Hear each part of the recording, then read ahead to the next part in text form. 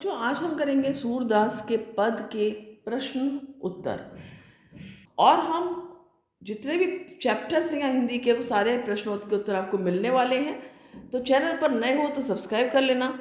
स्वागत है आप सबका आपके अपने चैनल अचीवर्स एकेडमी हल्द्वानी पर। तो शुरू करते हैं वीडियो बिना किसी देरी के। प्रश्न पहला है आपका कि गोपियों द्वारा उद्धव को भाग्यवान कहने में क्या व्यंग निहित है। गोपियों ने उद्धव को जो भाग्यवान कहा है तो उसमें उन्होंने क्या व्यंग उनका निहित है, ये प्रश्न है आपका। उत्तर लिखोगे आप। गोपियों द्वारा उद्धव को भाग्यवान कहने में वक्रोक्ति है। वक्रोक्ति का मतलब वक्र उक्ति, टेढ़ी उक्ति, मतलब कहना कुछ चाह रहे हैं अंदर से और सुनने वाला उसको दूसरा समझ रहा है। वे दिखने में प्रशंसा कर रही हैं किंतु वास्तव में कहना चाह रहे हैं कि तुम बड़े अभागे हो कि प्रेम का अनुभव नहीं कर सके, ना किसी के हो सके, ना किसी को अपना बना सके। तुमने प्रेम का आनंद ही नहीं जाना, यह तुम्हारा दुर्भाग्य है। तो ये हो गया इस प्रश्न का उत्तर। प्रश्न दूसरा है, उद्धव के व्यवहार की तुलना किस किस से की गई है। तो उद्धव के व्यवहार की तुलना दो वस्तुओं से की गई है। पहला, कमल के पत्ते से जो पानी में रहकर भी गीला नहीं होता है। कमल का पत्ता देखो बहुत ही पवित्र, बहुत ही शुद्ध माना जाता है। वो पत्ता कमल जो है वो कीचड़ में खिलता है, आपको पता है, और उसके बावजूद भी जो कीचड़ से भी निकल करके वो उतना ही साफ होता है, उसमें कुछ भी गंदगी नहीं लगी होती है। तो कमल के पत्ते को बहुत ही पवित्र माना जाता है। आपको पता होगा ये पूजा में भी यूज़ किया जाता है। तो वही कहा गया है, यानी कि उद्धव के व्यवहार को एक तरह से उतना ही पवित्र माना गया है। दूसरा, तेल में डूबी गागर से जो तेल के कारण पानी से गीली नहीं होती। देखो यदि तेल में गागर डूबी है तो वो तेल उसके ऊपर लग जाएगा तो पानी से गीली नहीं होगी। अगला प्रश्न, गोपियों ने किन किन उदाहरणों के माध्यम से उद्धव को उलाहने दिए हैं। उत्तर लिखेंगे आप। गोपियों ने निम्नलिखित उदाहरणों के माध्यम से उद्धव को उलाहने दिए हैं। पहला, उन्होंने कहा कि उनकी प्रेम भावना उनके मन में ही रह गई है।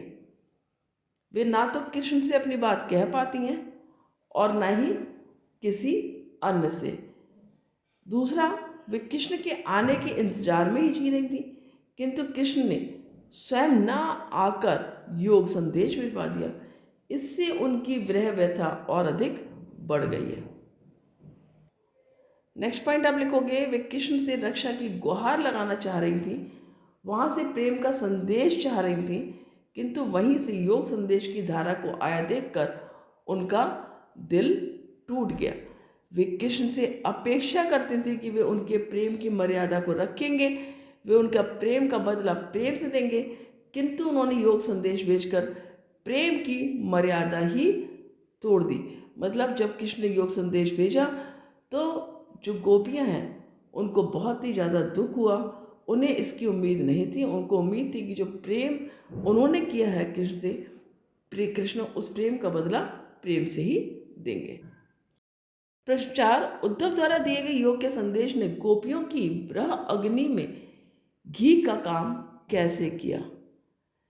क्योंकि जो योग संदेश भेजा कृष्ण ने और गोपियाँ प्रेम में उनके विरह में जी रही थी, तो उस विरह की जो अग्नि है उसमें घी का काम कैसे किया। श्री कृष्ण के मथुरा चले जाने पर गोपियाँ पहले से ही विरहाग्नि में जल रही थीं। वे श्री कृष्ण के प्रेम संदेश और उनके आने की प्रतीक्षा कर रही थीं। ऐसे में श्री कृष्ण ने उन्हें योग साधना का संदेश भेज दिया जिससे उनकी व्यथा कम होने के बजाय और भी बढ़ गई। इस तरह उद्धव द्वारा उन दिए गए योग के संदेशों ने गोपियों की विरह अग्नि में घी का काम किया, मतलब विरह अग्नि को और भी ज़्यादा बढ़ा दिया। मर्यादा ना लही के माध्यम से कौन सी मर्यादा ना रहने की बात की जा रही है। उत्तर लिखेंगे, प्रेम की यही मर्यादा है कि प्रेमी और प्रेमिका दोनों ही प्रेम को निभाएं, वे प्रेम की सच्ची भावना को समझें और उसकी मर्यादा की रक्षा करें।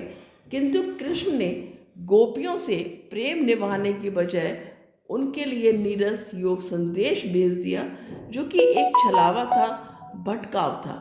इसी छल को गोपियों ने मर्यादा का उल्लंघन कहा है। अगला प्रश्न है, कृष्ण के प्रति अपने अनन्य प्रेम को गोपियों ने किस प्रकार अभिव्यक्त किया है। उत्तर आप लिखेंगे, गोपियां कृष्ण के प्रति अपनी अनन्य भक्ति की अभिव्यक्ति निम्नलिखित रूपों में करती हैं। वे अपनी स्थिति गुड़ से चिपटी चींटियों जैसी पाती हैं जो किसी भी दिशा में कृष्ण प्रेम से दूर नहीं रह सकती हैं। जैसे गुड़ से चींटियाँ दूर नहीं रहती हैं, वो भी कृष्ण से दूर नहीं रह सकती हैं। दूसरा, वे कृष्ण को हारिल की लकड़ी के समान मानती हैं। हारिल की लकड़ी के समान मतलब वो इतनी दृढ़ता से कृष्ण के प्रेम में रमी हुई हैं कि वो उससे अपने को अलग नहीं कर सकती हैं। तीसरा है, वे श्री कृष्ण के प्रति मन कर्म और वचन से समर्पित हैं। उन्होंने मन से, कर्म से और वचन से कृष्ण को अपना बना लिया है, उनके प्रति समर्पित है। वे सोते जागते दिन रात कृष्ण का जाप करती रहती हैं। उन्हें कृष्ण प्रेम के आगे योग संदेश एक कड़वी ककड़ी जैसा लगता है। अगला प्रश्न है, गोपियों ने उद्धव से योग की शिक्षा कैसे लोगों को देने की बात कही है। गोपियों ने उद्धव को कहा है कि वे योग की शिक्षा ऐसे लोगों को दें जिनके मन स्थिर नहीं है, जिनके हृदयों में कृष्ण के प्रति सच्चा प्रेम नहीं है, जिनके मन में भटकाव है, दुविधा है, भ्रम है और चक्कर है। तो ऐसे लोगों को योग की शिक्षा दी जाए जिससे उनके मन के भटकाव कम हो, दुविधा कम हो, भ्रम न रहे उनके मन में और किस तरह के चक्कर न रहे, उनके मन में एक स्थिरता का संचार हो। प्रश्न 8 है, प्रस्तुत पदों के आधार पर गोपियों का योग साधना के प्रति दृष्टिकोण स्पष्ट करें। गोपियों का योग साधना के प्रति क्या दृष्टिकोण था वो बताना है आपको। यहाँ सूरदास द्वारा रचित इन पदों में गोपियों की कृष्ण के प्रति एकनिष्ठ प्रेम, भक्ति, आसक्ति और स्नेहमयता प्रकट हुई है, जिस पर किसी अन्य का असर अप्रभावित रह जाता है। गोपियों पर कृष्ण के प्रेम का ऐसा रंग चढ़ा है कि खुद कृष्ण का भेजा योग संदेश कड़वी ककड़ी और रोग व्याधि के समान लगता है, जिसे वे किसी भी दशा में अपनाने को तैयार नहीं है। 9 है, गोपियों के अनुसार राजा का धर्म क्या होना चाहिए। गोपियों के अनुसार राजा का धर्म यह होना चाहिए कि वह प्रजा को अन्याय से बचाए, उन्हें सताए जाने से रोके। ऐसा गोपियों के अनुसार राजा का धर्म होना चाहिए। अगला प्रश्न है, गोपियों को कृष्ण में ऐसे कौन कौन से परिवर्तन दिखाई दिए जिनके कारण वे अपना मन वापस पा लेने की बात कहती हैं। गोपियों को कृष्ण में ऐसे अनेक परिवर्तन दिखाई दिए जिनके कारण वे अपना मन श्री कृष्ण से वापस पाना चाहती हैं। जैसे श्री कृष्ण ने अब राजनीति पढ़ लिया है, जिससे उनके व्यवहार में छल कपट आ गया है। दूसरा, श्री कृष्ण को अब प्रेम की मर्यादा का पालन का ध्यान नहीं रह गया है। उनके अनुसार श्री कृष्ण अब राजधर्म को भूलते जा रहे हैं। आखिरी आप लिखोगे, दूसरों के अत्याचार छुड़ाने वाले श्री कृष्ण अब स्वयं अनीति पर उतर आए हैं। जैसा कि हम जानते हैं कि राजनीति में ये सब चीज़ें होती हैं, तो वही गोपियों ने श्री कृष्ण के लिए भी कहा है कि उनमें ये परिवर्तन आने लगे हैं या आ गए हैं। गोपियों ने अपने वाक्चातुर्य के आधार पर ज्ञानी उद्धव को परास्त कर दिया। उनके वाक्चातुर्य की विशेषताएं लिखिए। गोपियाँ वाक चतुर हैं, मीन्स बोलने में चतुर हैं। वे बात बनाने में किसी को भी पछाड़ देती हैं, यहाँ तक कि ज्ञानी उद्धव उनके सामने गैंगे होकर खड़े हो जाते हैं, मीन्स बोल नहीं पाते हैं। कारण यह है कि गोपियों के हृदय में कृष्ण प्रेम का सच्चा ज्वार है। यही उमड़ाव, यही जबरदस्त आवेग उद्धव की बोलती बंद कर देता है। सच्चे प्रेम में इतनी शक्ति है कि बड़े से बड़ा ज्ञानी भी उसके सामने घुटने टेक देता है। संकलित पदों को ध्यान में रखते हुए सूर के भ्रमर गीत की मुख्य विशेषताएं बताइए।